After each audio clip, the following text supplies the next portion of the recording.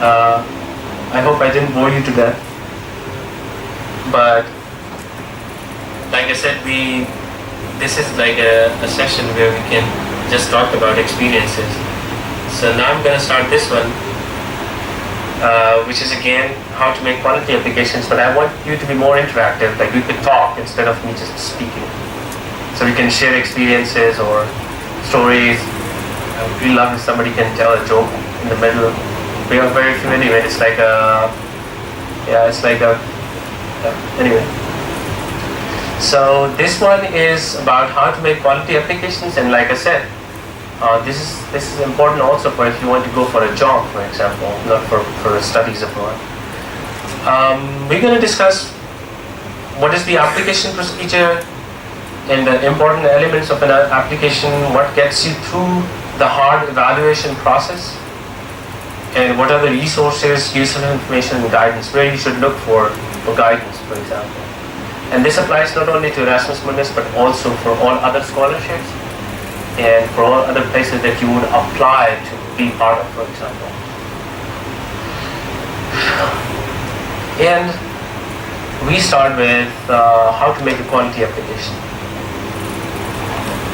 So I hope I can hide this. I can't, but if I ask you now at this point, what do you think, what is the most important, or like what are the important things in your mind right now if you want to apply for a postgraduate scholarship or admission somewhere?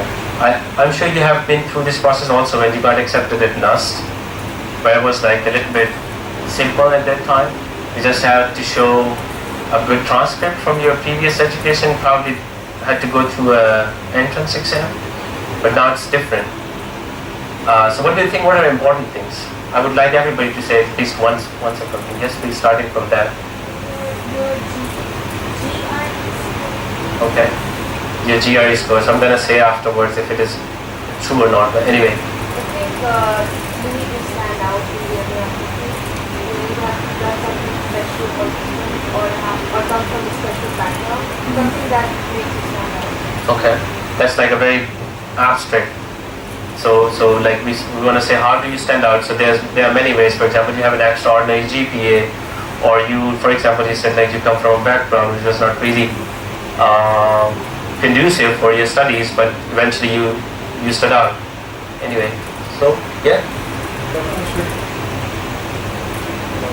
Yes, please say. Somebody say something. Area of interest. Okay. आप कुछ कहना चाह रहे हैं? You should have some recent experience. Okay, that's also a very nice point. Targeted to? Exactly. Anybody else? Genuine, nice. Yeah, that's also a very good topic, like be genuine. If I ask you, like if there's one word that you would describe, like if I ask you to say one word about an application, like you said it should stand out, that's also a very good word, but if I ask you like to come up with one word about an application or about a candidate, what would you choose? Concise. Okay. You? Motivation. Okay. So about an application, not about like an element or something. We say about a candidate. Which kind of candidate has a good chance to get accepted for a scholarship? Strong resume. Okay. How about the word interesting? See? I didn't say talented or intelligent or skilled or all of the superlatives for that.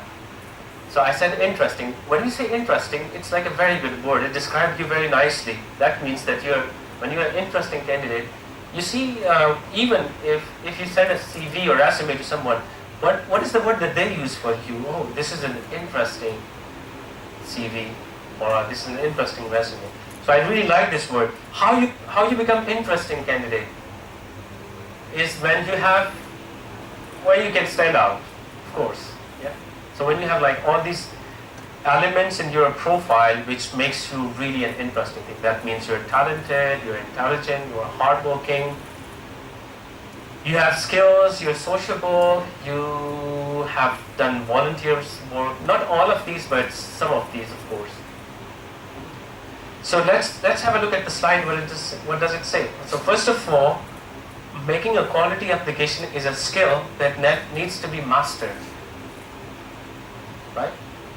So what most of us actually think is that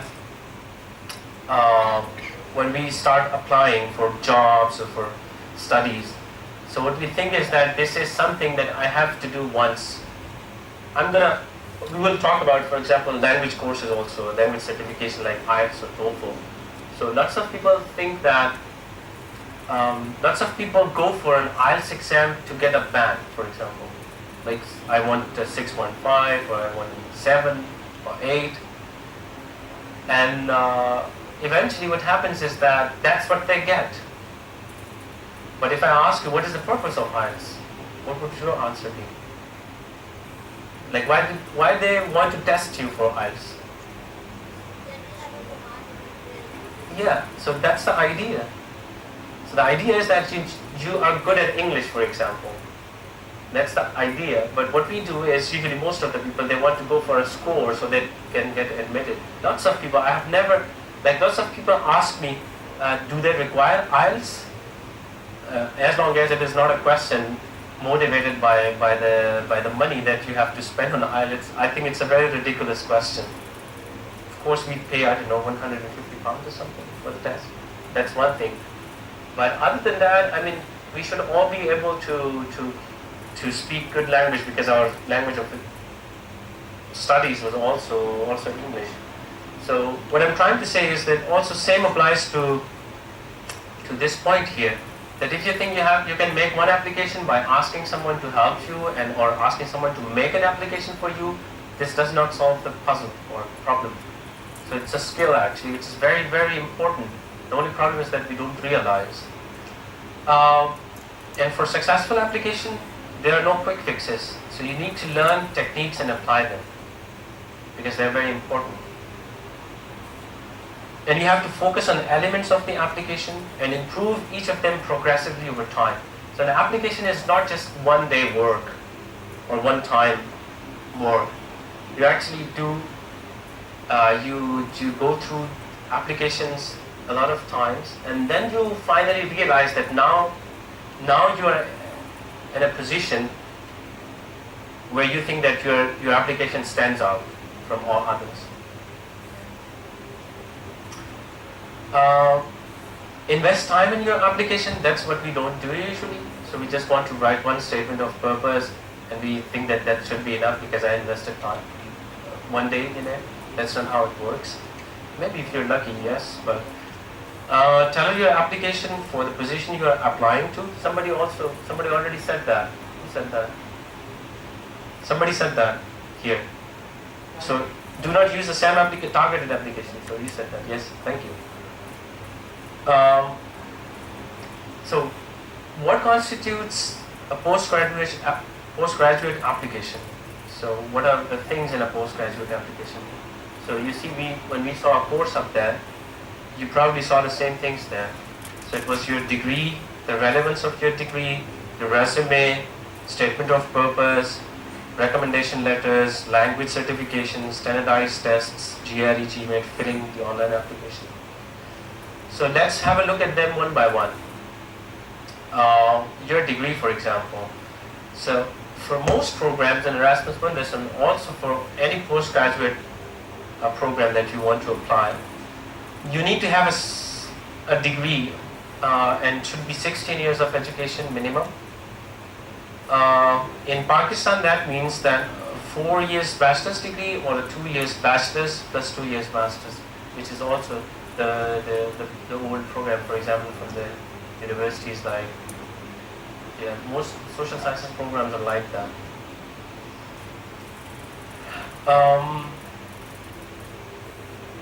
The second point is the relevance of your degree. So it is important that when you apply for a postgraduate scholarship or postgraduate admission, so what you apply for is similar to what you have been studying in the past, right? It's important. If you and I, we are all engineering students and we want to apply for journalism, What do you think? What would happen? Can we get a scholarship? No, flat out no. Why not? Yeah, unless you have a motivation. When we say motivation, that means that you have done things in journalism. ये जो doctor शायद मसूद है, ये क्या है? ये journalist है पहले क्या? हाँ, तो he's a journalist. Probably he studied some journalism stuff. The point I want to make is that it is still possible to jump into. It is not possible for a journalism student to go and study system on chip, for example, because it just is not possible. Sometime it is possible. For example, for us, it is slightly possible to go and study journalism because it doesn't require special skills that require a thorough training. Like for us, you have to go study lots of chips and microprocessor and microcontroller and FPGAs and all these kind of things, this guy in journalism can never do that without going to a formal education. So your next studies must be based on what you have studied in the past. So relevance is very important.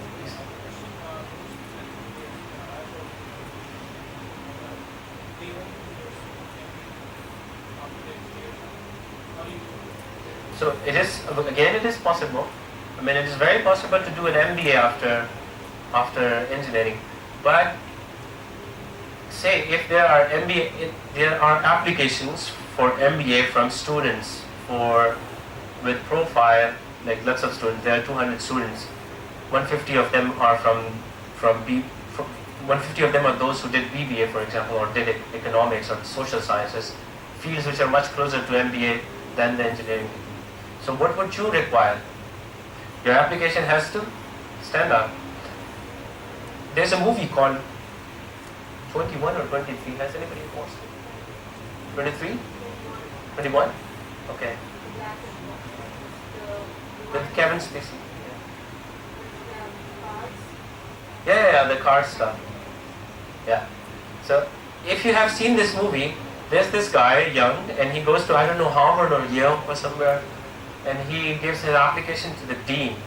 And he looks at it and he says, oh yeah, you get 4.0 out of 4.0, but every student that comes to Harvard has a GPA 4 anyway. So he says to the student that, tell me something that can dazzle me. Right? So then the student actually tells him the story of how they got into this gambling thing and he earned so much money, but then the movie is about that story. So same applies to us. If you want to apply for an MBA program and you don't have the profile of a BBA, your application must stand out by any means. Like you have done something related to management, or you have a very strong motivation, or you have a very clear idea of why this MBA program will help you become a good manager with an engineering background. So you have to come up with ideas. So it's possible, it's challenging. So I wrote this question, so does that mean you cannot change your field at this stage of your study career? Of course you can. It's challenging. So if you love challenges, do that. I'm sure. I mean, it's just all about motivation. If you're really ambitious, you can certainly find a scholarship in MBA, for example. By the way, there are not many scholarships in MBA. Just to I'm not here to discourage you, but that's something that lots of people make. Like most people make money from offering MBA courses. Also from, yeah. The next thing is your resume. So let's just first ask you maybe, what do you think, what is important for you? What is there in a resume, or what are the important things that you think should be in the resume? Of course, like some traditional stuff, your education, your work, what else? But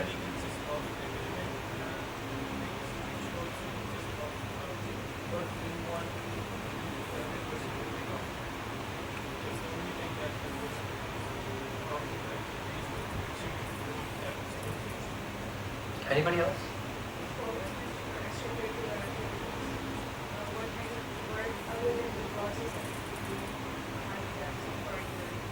All right. Projects are important. We should prepare for very relevant projects that we've done, but for extracurriculars, prepare. Okay. What is most important here is that all those things which are relevant to what you're applying to, those things should be in your resume, right? So for example, I want to apply for the robots program, and I want to say I was sitting in 126 days Dharna in Islamabad. That's not relevant, right? But if I want to apply for a position in Pakistan Tehreek and stuff, and I want to say I was there for 126 days, it's relevant now, right? So everything that you have done in your life, right? Everything that you have done in your life could be useful in some contexts, even the very bad things, right? If you want to make friends, for example, in a bar in Europe, and they only would like to have people who had done crazy things, so you can say, you know, I brought this amount of chars from Peshawar someday, and I smoked it in Nast, for example. So that tells the story how that you have courage, right? So that's what I'm trying to say, is that everything that you have done so far in this life is actually very, very important to you. It's up to us that how we use that part of our life to our advantage. By the way, these are very bad examples, but when you really, when you look into them like really closely, you would come up with, like when you apply for serious stuff, like application, you would come up with ideas that, or things that you did, and you think that these things you can use to your advantage. Alright, so must include all the information that you may require to succeed in the program you're applying to. And it should list all the necessary skills required. But also, because resume should be short. Everything should be short. Right? People don't have time to read a lot of stuff, like everybody is busy. Right? That's what I'm trying to say. So for example, if you want to apply for the robotics program, that's just for the sake of example. So is there anybody here who is interested in robotics here? So what do you think, what are the essential?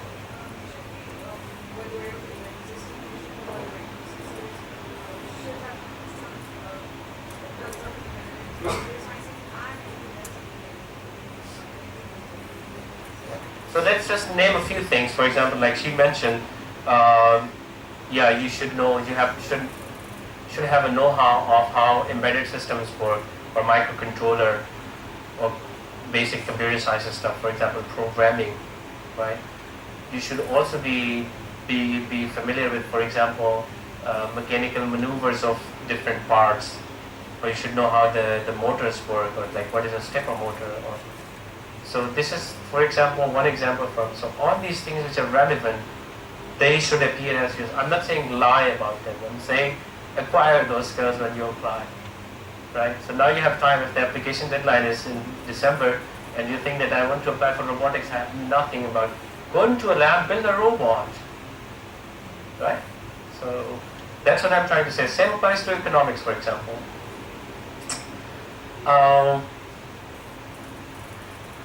Must reflect on your soft skills. When I say, so I choose this word soft. Do you know what soft skills are?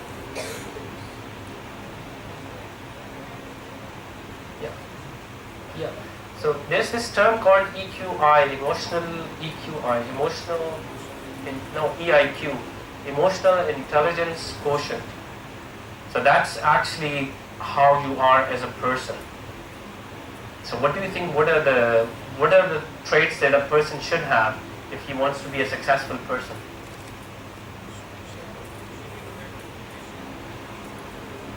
Starts with everybody always. I always like it when people start with communication, for example.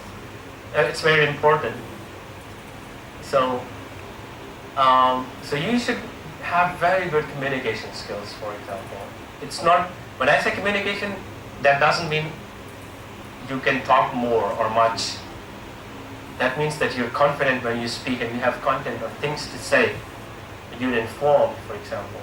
You have good speaking skills, which are only one part of that, but also in written, for example.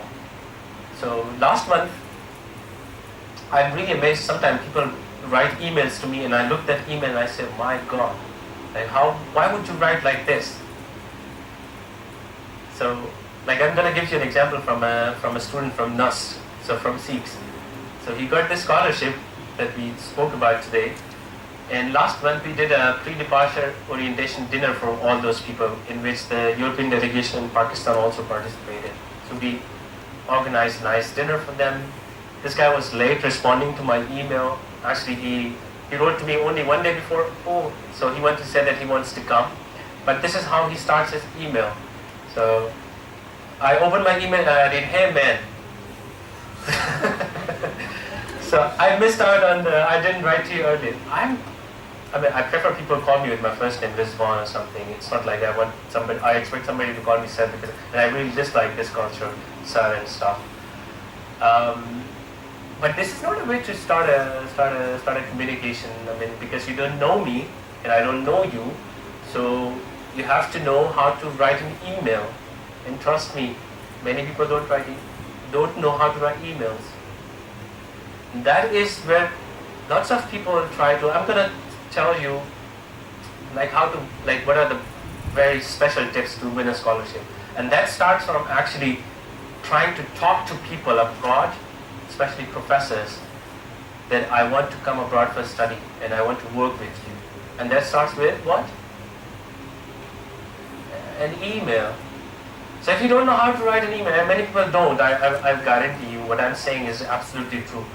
So my Facebook is really bad, otherwise I would have shown you like the Facebook messages or my email. But lots of people talk to you, so either they are very disrespectful, when they not disrespectful but very, very informal, or they are supremely formal. And sometimes they write in the end like they thank you 5 times, like I would be like respected sir in the beginning.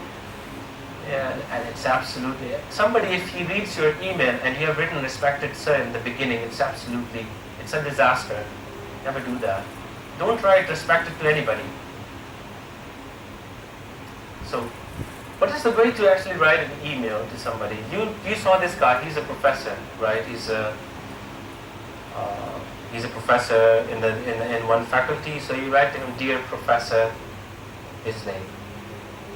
You are respectful, formal, but not over respectful. You cannot say "dear respected." Some people even also write "with due respect." It is stated that. So I come from a government school, so I know how letters and applications were written there. I don't know if some of you have been through these schools, but you have to write this "alaris" at the end. That's the same story when you. So I often think that like people, university students, they should have like 1-day seminar or session on how to write emails or professional correspondence. It's very important. If you write a stupid email, nobody will respond to you. And people don't respond because you wrote a stupid email. Anyway, so soft skills, we're going to talk about them also.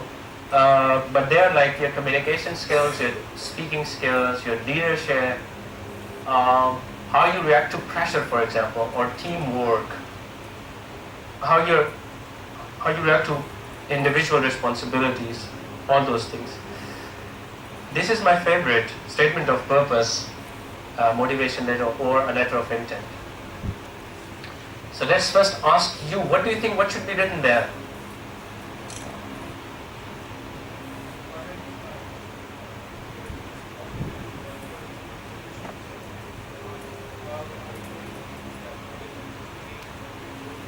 I want everybody to say something about this topic, so that let's just get more involved.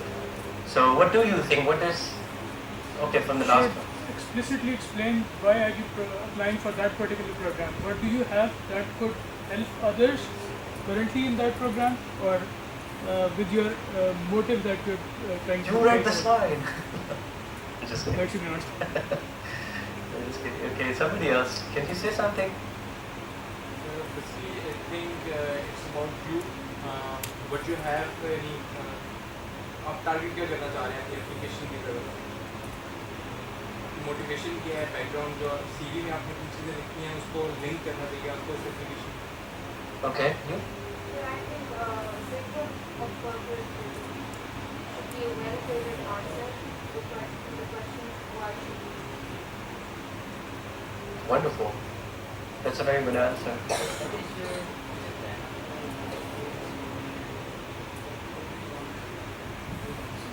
Okay. Anybody else?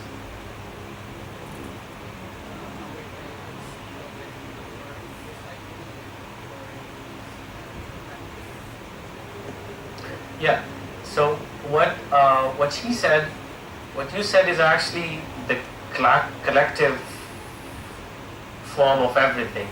When you say that why we should choose you is because you told us your motivation behind studying this program, and why we should choose you because you have studied something else similar to this, or you have worked with something, and because you know about what you're doing and you know your career path, for example, why this would be very crucial for you to succeed in your life or have an impact on the society, for example. So this is why we should choose you. So you can think about anything that would make that thing, a success. So it's actually an essay that provides you the opportunity to market yourself, your degree, your skills. These, on the abstract, is what she said is absolutely true. But this is like the breakdown of what we are saying. So it should market yourself, your degree, skills, and experience, and also present the relevance of all the above to the master programs you are applying to. So it is usually a very short, concise, and small document that you write. So it is very important that when you write this thing, you write it concisely and include only the information which is relevant. Right? And it should indicate your familiarity, interest, and the knowledge about the program, its studying features, the universities involved, and the mobility. This is something that most people forget to write. Okay? So you all talk about, when you write a statement of motivation, most people just talk about themselves, what they have done, what they're going to do, why they're doing what they're doing, all that kind of stuff. They don't write even a single sentence about this thing, about this program itself. So if you write a cover letter, if you write a cover letter for a job, let's say you want to apply in, name a company. No, I want to name another company. No. Exact. What was it? If you want to apply an exact, right? Exact. So what you do is you also talk about the company, because I have seen I like the company, and you work on this thing, and that department is very good, and things like that. So in postgraduate applications, because I have seen many applications, and most people say nothing about this, which is one of the reasons why they don't get accepted. People want to read people want to know if you actually looked at them, or if you actually got to know them before they consider your application. Okay, so check restrictions on the length of the essay. So usually, you cannot write 5 pages of statement. Who has that amount of time available? You see, nobody has time to read 5 pages. Even if this person reads your 5 pages, he's not gonna. By the time he's on the second page, he doesn't remember what was in the first page. Right? So that is why it is very important to follow what is the length of the essay. And this one is avoid stories, right to the point. Remember, more is not always better. Actually, more is never better. If you have the chance to read about a profile in 5 pages, and somebody could actually say the same thing that somebody said in 5 pages in 1 page, which would you prefer? Do you think it is possible to write to cut down 5 pages to 1 page? It's very challenging. Somebody, I think it was somebody, William something, and he, to a request to speak in an event, he responded by saying that if you want me to speak for 5 minutes, I need a week to prepare. If you want me to speak for 20 minutes, I need a day. If you want me to speak for 1 hour, I'm ready right now. Do you get the meaning or the point why what it was like? So, one of the most and remarkably difficult thing to do is to say lots of stuff in less words, and that's really that is something that is really remarkable. किसी को वो शेर याद है जो जिस पे कहा था कि सारा दीवान ले लो, और आप लोग वो शायरी से है शक्ल, तुम मेरे पास होते हो गोया जब कोई दूसरा नहीं होता. So it's so simple, but it has like it's just so simple, and yet it is so huge. What is the meaning behind this? What this guy said. So it is a very great skill when you are able to speak or say or write lots of stuff in very small number of words. So when I say avoid stories, nobody asked me what does it mean. Yeah. Yeah. And I already said that you can use anything to your advantage, but if you can use that to your advantage, that is very important. Sometimes people can't. Let's take the example of robots guy who wants to apply for the robots course. I have myself seen so many different statement of purpose where a guy, let's say if he wants to apply for robots, start by saying that when I was 3 years old, my father got me a toy. So when I was 5 years old, I actually broke the toy and then reassembled it. That was the time I realized my future lies in robots. It's absurd, right? You can write story, which is, so when the guy said, tell me something that can dazzle me, what did he do? He told him a story, but that was a dazzling story. If you have a story that you think is dazzling or if it's very important, you can write that, definitely. When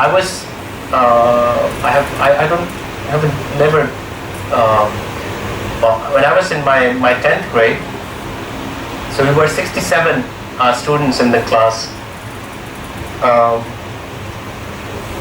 and we went through the metric exam from the school. So if I want you to guess how many students passed the exam, what would you come up with? 40? Okay, 60. Out of 67. Actually 4 students passed the exam. So I was actually one of them. It was a government school, very bad. The point is that this is a story now. I can use this to my advantage. I think I impressed you also with this story. So that's the point, right? So the point is that you went through a lot of experiences in your life. You should have the capacity. When I said market yourself, that's what I meant. That you should have the possibility to use your life as a motivation, and also like most of the people that they don't look into yourself. I have never written this in my application, what I just told you, and now I realize I can't. That's because I never thought about it. All right.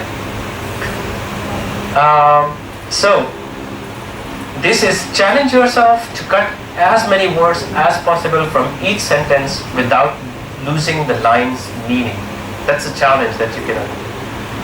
So he said, what should be written? You write a stuff, a letter of intent or motivation letter. It's 3 pages, for example. Now your challenge is to bring it to. That's why William something needed 1 week for. He also had like a lot of stuff to say about it. If he had an hour, he would not need any preparation. But because he wanted to say lots of stuff in 5 minutes, so he needed time to prepare.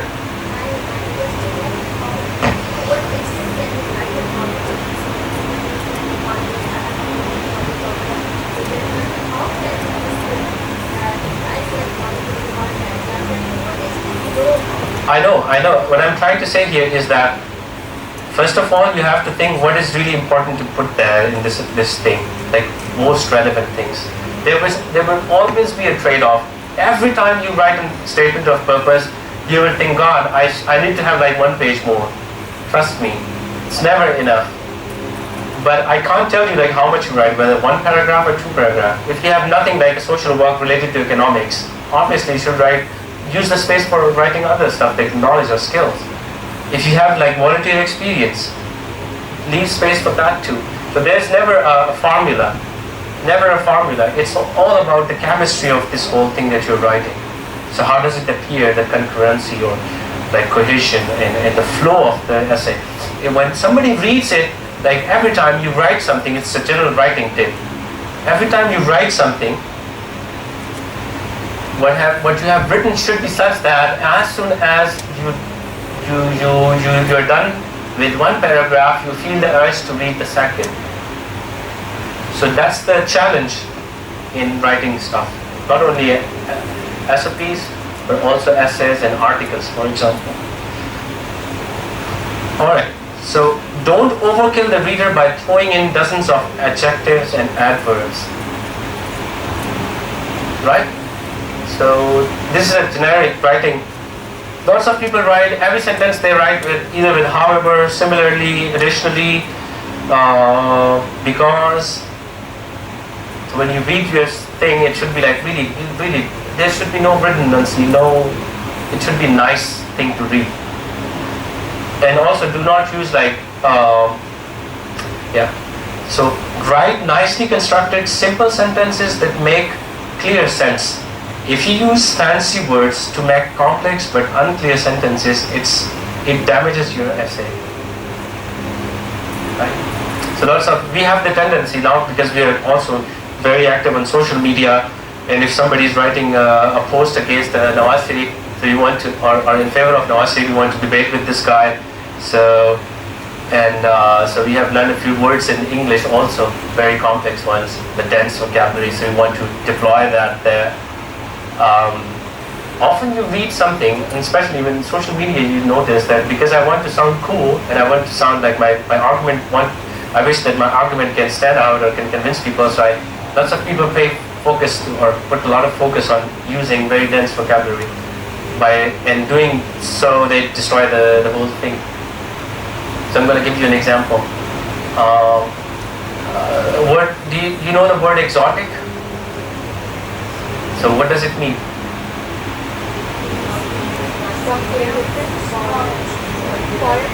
Yeah, something different, like something which is not from there. So if we find a Mexican restaurant here and we go there, we say we had exotic food. But I was once talking to a friend, and he used it in a sentence as an incredible, like the word incredible or good or cool. And just because he had learned a new word, exotic, he thought that it's cool to use it, but he never looked at the real meaning. So that is why when you go for GRE, for example, they just never ask you for, and they don't ask you, I don't remember because I did GRE back in, I don't know, many years back.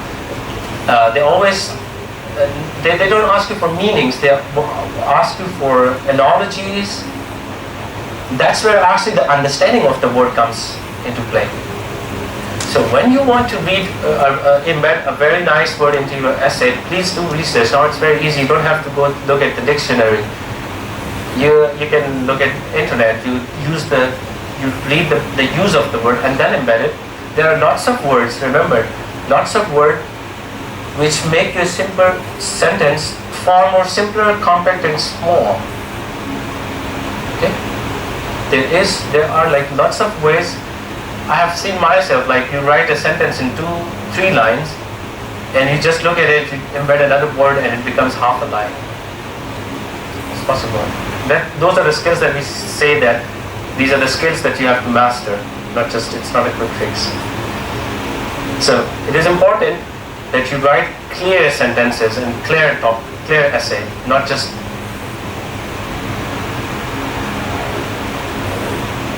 okay. So be yourself. Your essay okay, I made a mistake here. Is your virtual interview. Write what is true. Do not copy others' essay. Do not mention things that are not coherent. Again, it is very important to be brief and concise. And do not consider your essay a burden. Enjoy writing it. You will learn far more things about how to present yourself with this one essay than you have learned so far during your entire studies. Like in this talk, I realized that I can use my school example to my advantage. So it's about like, when you write an essay, you think about yourself. You say, okay, have I done something related to robots? Right?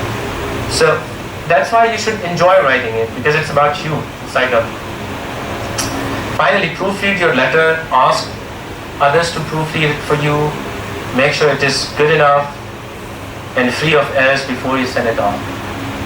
That's also very important.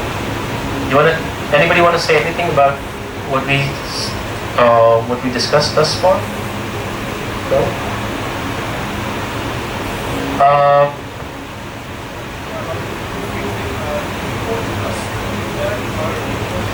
Of course.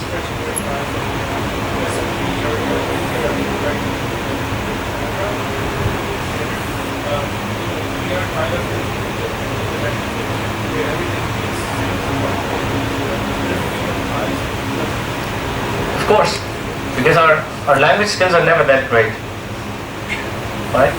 So what we do is, when you give first of all you must read it. I really hate it when people send me and they are full of like stupid errors. Never do that. Read it first, like when you're completely sure that it's absolutely free of errors.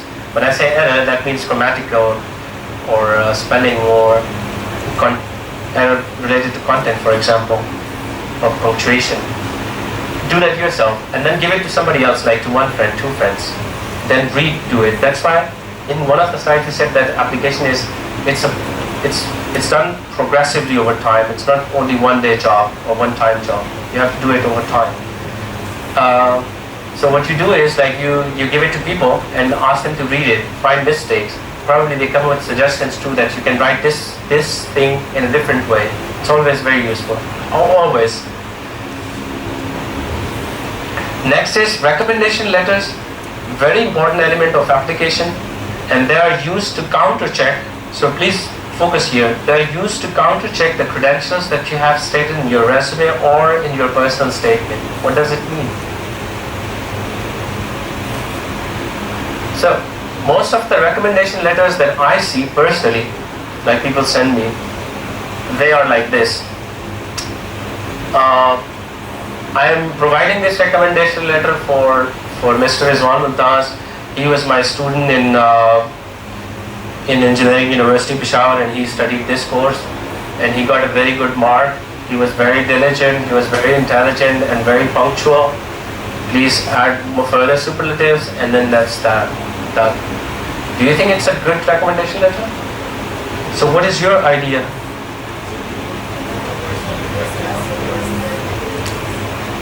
Yeah, but these were abilities that I said, that I'm diligent and I'm hardworking. So he knows me that I'm diligent and I'm hardworking.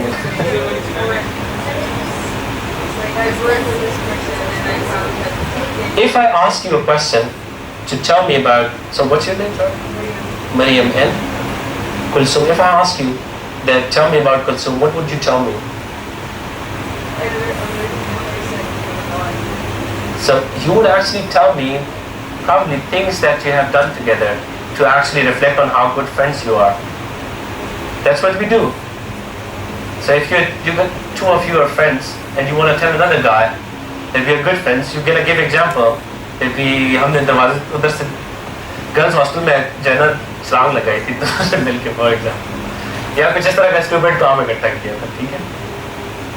You recommend or the professor who is writing this letter should be able to reflect on a personal experience with you, not just superlatives. So that is why he must say at least one of the things that you wrote in your statement of purpose. Like you said, that, or the guy who is studying, who wants to study for a robot or go for a robotics master course. So he wrote in his robot that I work with, let's say, I worked in human-computer interaction lab, or brain-computer interfacing lab. We interfaced the computer with brain, and we read the signals or devised some, I don't know, prosthetic devices. Now, naturally, you should get a recommendation letter from this guy you work with, so that he can write the exact same thing in your recommendation letters. So you see now the same information is available in 2 documents. It looks genuine now. That's what I mean counter check. Or at least somebody who can write something that you wrote in your resume. If you got a letter which is just a collection of adjectives, diligent, hardworking, very intelligent, interesting, sociable, social, doesn't make much sense as long as there's no definite substance or content inside your essay. So that is why when you want to ask a professor to write a recommendation letter for you, please make sure that he writes something on those lines. I'm not here to criticize professors here, but lots of professors, they actually don't know how to write a recommendation letter. They have like one recommendation letter, they copy it, paste it, print it, there you go. That doesn't work. Second important thing is that get a recommendation letter from people who are with repute. So are these professors Googleable? Now is everything. Every evaluation committee has laptop or computer right in front. So you take a recommendation letter from some Professor Mustafa Khan, who has never wrote a publication, for example, or is not known on Google. So that look fake. So get recommendation letters from people who are Googleable, have publications or other things. For example, they're project leaders or they're part of other stuff. Can they provide this is also important, can they provide a useful recommendation? Just not that this guy is very renowned. So, because the recommendation he provides must also contain the information that is useful in terms of your application prospects. So a useful recommendation is the one that reflects on your CV and on your statement of purpose. Do not just get a document full of praise for you with adjectives and superlatives. You already said that. Next is language certification. I think we already spoke about that. That's like, please, when you are about to graduate, think about like doing one of these exams, because most of the time when you go abroad, they're needed. Even if they're not needed, they are still needed, because people say okay, but you need to do like some preparation. But I'm sure if you have good English language skills, you don't need any kind of preparation for IELTS exam. All you have to do is to just practice a little, look at a few courses. This is my personal tip. I really like it because I think you should learn English in true spirit, as a skill and tool that you would require and use your whole life, not just for band or school. Learn with your heart. So read books, watch movies, listen to conversations, and most importantly, talk with your friends, family, and among colleagues. Do the dinner talk. Dinner table talk is always in English for a few months while you prepare for the exam. There is no method more effective in learning a language than to practice rigorous speaking. So if you would learn, trust me, if you read 100,000 books, and if you listen to audio for like 1,000 hours, nothing would beat the effectiveness of speaking. So speaking is the single most effective way to learn language. GRE GMAT for Erasmus Mundus, somebody asked here, but you usually don't need to have a GRE score, but some programs might have. That's why I say every time you want to apply for Erasmus Mundus, you have to check the particular website if they require any special scores. Okay, the last point is filling the online application. You go to the program page, fill in the form. Usually the profile is created for you where you provide basic information like contact, email, education and work record. Upload documents, provide references. Sometimes a hard side copy is also sent via post. This is the tip. Before and after sending your application, speak to some professor in the institute, show genuine interest in her work and mention your correspondence in your application. This is an additional tip. So if you want to apply for a whiteboard or the robotic course, look at the website of the university. Find out who are the professors. Talk to one of those professors. Then write that in your statement that I spoke to the professor and I'm really interested in this program. This is an additional tip. These are some useful links. So if you want to know about Erasmus Mundus program, this is a link. You can also write the European Commission about the program, or if you have any questions, you can talk to us. These are websites for us, also the Facebook groups. This is a small blog that we created for people from Pakistan who wish to apply for Erasmus Mundus scholarship. Yeah, most of the things that we said today are also mentioned here, just in case. Yeah, this is a small Facebook group that is there. If you are interested and you have questions about Erasmus Mundus, you can also write here, and you can also write here. Yeah, that's the same thing. And we have this scholarship network, which if you're interested in scholarships, we're also managing this group. And also this one, if you have something for us, you think we can proofread. So with this, I come to the end of this very boring presentation. I hope it was useful for you guys, or at least you could learn something. And if you have any question, I'm here. Okay. Sorry? Yeah, sure. I will. Actually, they are available online already. So I'm gonna give you the link of. Can I? So if you go there, I think one of them is available here.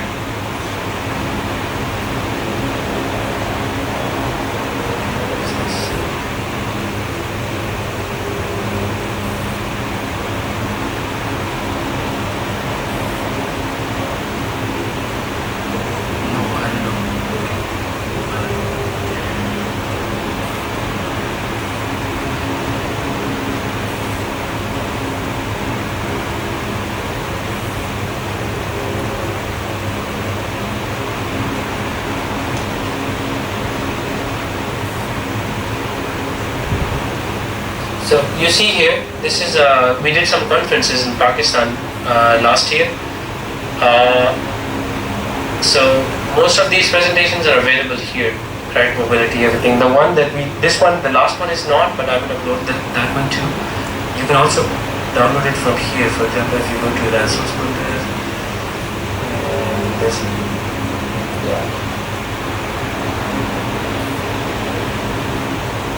yeah, I think they. Yeah, this one. So this is the most of the stuff is available here. And thank you very much. Okay. So while I was listening to the whole presentation, I just realized that I made a very big mistake when I was applying for Intech last year. Actually, I was supposed to write a letter of motivation, and I wrote. Since I'm from a background where I studied in one of the schools where that they are not very furnished and everything, and there is a concept there that the teachers they feed the kids and everything, and I mentioned that in my application, and now I feel very intelligent about it. So it wasn't very wise, but I just realized that the things that I should not write in my letter of motivation and everything. Apart from that, I received a couple of questions from a couple of people who were not here, and I'm going to share them with you guys. If you have any relevant question, you can also ask. Okay, so the first question, it's not very intelligent either. Does GPA matter? It's a very tricky question. It does, but it's not the final say. So like I said, I once met a guy in, okay. So I met somebody who had a GPA of 2.4 in his bachelor's, and I think 2.5 or something in his master's, but he got a Commonwealth scholarship. So make a guess why that happened. Yeah, what did he do? He must have done. He wrote 3 publications in 3 IEEE transactions publications. So you know transactions? Engineering students, right? So this guy wrote 3 applications, 3 papers, and I'm sure if you have even one, you get accepted in a program. So GPA does matter, but if you don't have it, then you do something else. Like you write a publication or you do something enormous. Yes? Yeah. Of course. If you can write that I work in a lab, work in robots, for example, or trying to build something for, let's say, yes. So of course that is really positive. You should definitely write about that. And this is something that, I mean, anything which is relevant, you should put there. If you're confused, so that's the point. If you're confused about, can I write this? Then ask somebody. Like, do you think it is useful if I write this in my application? So the point is that nothing is final. Nothing is final. Not GPA. Nothing. It's just this. That's why we use the word interesting. We didn't use the word GPA there either. So if you're an interesting candidate, you can definitely win a scholarship. He would like me to mention that he is very good in playing FIFA, and he says that he has a CGPA of 2.8. And he's good in FIFA. Yes, the FIFA. game. Yeah, the game. Okay. And he says that can he mention that in the application? Well, first of all, what does he want to? He wants to apply for a master's degree in Europe, and in which field? He's not very sure about that either. He's not very sure about that either. No, but he's an engineering student or what? Yes, he's an engineering student. Yeah, I'm not sure why FIFA is like I'm simply no idea, useful. but It's relevant. He had proved that it's relevant. For example, he wants to do something for gaming industry, for example, and he somehow then reflects on why knowledge of FIFA is crucial for that. It's just not playing. Like, I think there are lots of people everywhere who are very good at FIFA. Or for example, if you want to go for a sports program, like you want to go for a sports exchange, it's also possible. Okay, so there is another question that a guy, he has recommendation letters from some of his previous teachers. Do they count? Sorry? He has recommendation letters from previous teachers. Teachers, yeah. So, do they count? Of course, I mean, it's not important like where the recommendation comes from, how old it is, like it's from the previous teachers or from the current. I mean, usually when you give a recommendation letter from your current employer or current professor or the last degree professor, it's very useful. But if there's an outstanding letter from 5 years ago, that's equally good. So yes, you can use that. The point is that whether the recommendation letter is useful or not. So if it reflects good on his application or it doesn't, that's the main point. Okay. There is another question that people have done internships in their educational career, and they want to know if they are any helpful. Of course. Okay. So if I want to apply, I did an internship here in Pakistan Telecommunication Limited.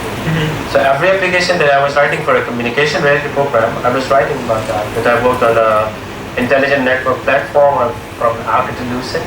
But the thing is, as you know, that the industry in Pakistan, it's not very developed. When you apply, you make yourself a good candidate. So if you did an internship, you're obviously not going to write, I did nothing in the internship. You're going to say, I did something in the internship.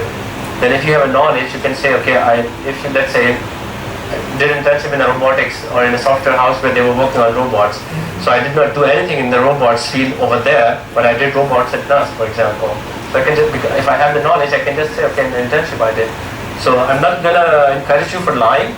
I'm just gonna encourage you for being creative. Do you know what? There's a word. I think it's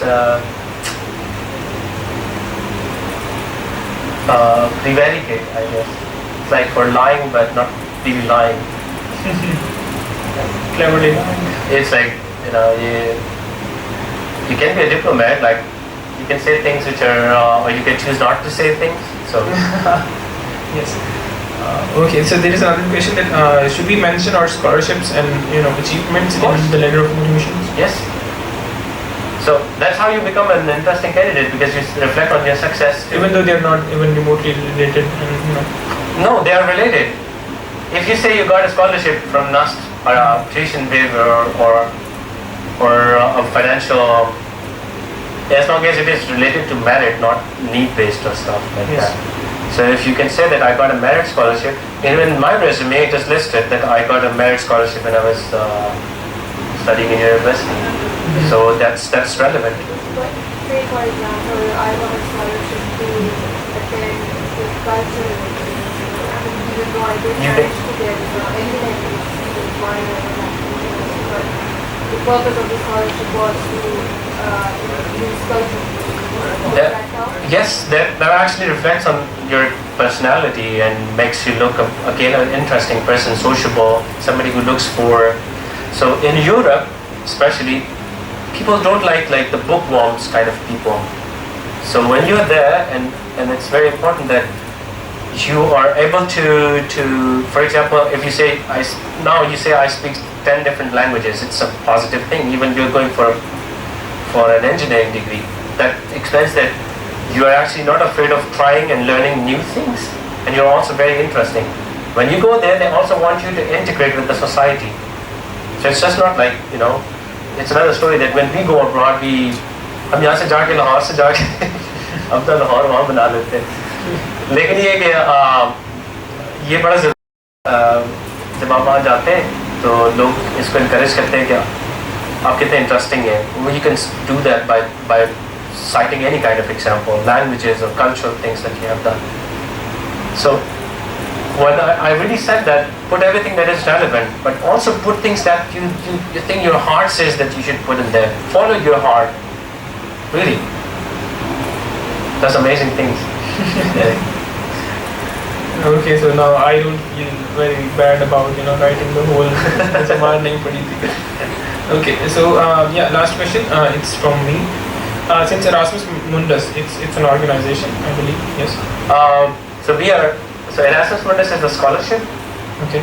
Erasmus Mundus Association is I should have said that earlier, is the association of the students and alumni, those who won the Erasmus Mundus scholarship.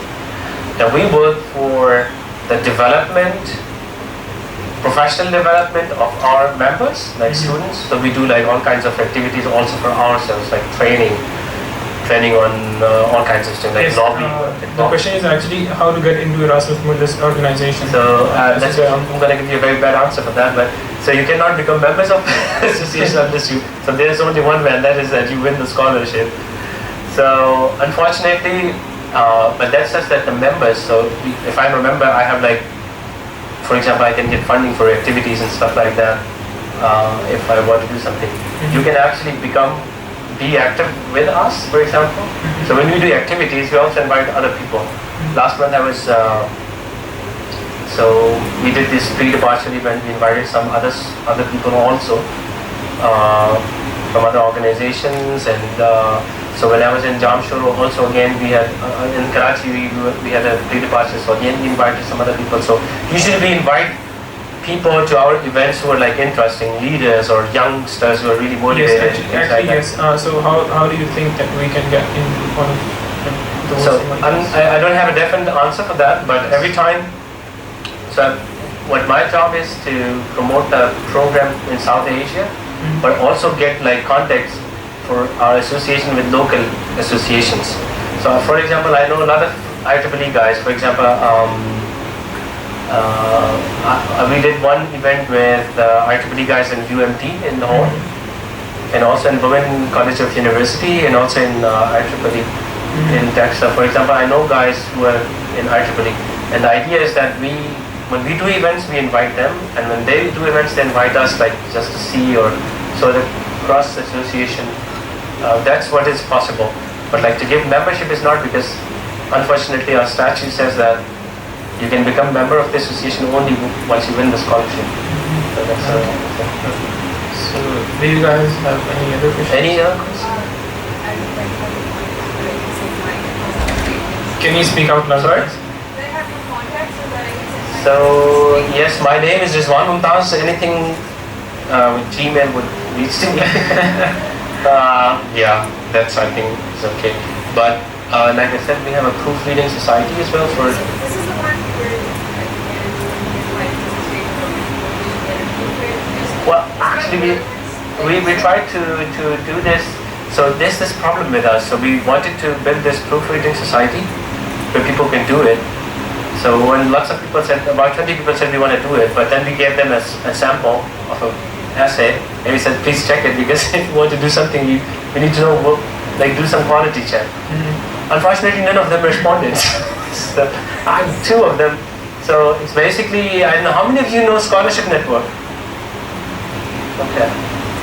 So Wakar, I don't know if you know him, and we are friends actually, and we're doing that together. Wakar Bey? Yeah, Wakar Bey. Yeah. So we are doing also this proofreading society stuff, but we only have like 3 or 4 people. But so thank you very much. I would like to thank you again for this talk, and also to Mehmet. And yeah, Rizwan, we would like to thank you because you spared time for this session. Although we promised you for like 100 plus audience, but I'm also promising to come safe when I'm okay. So.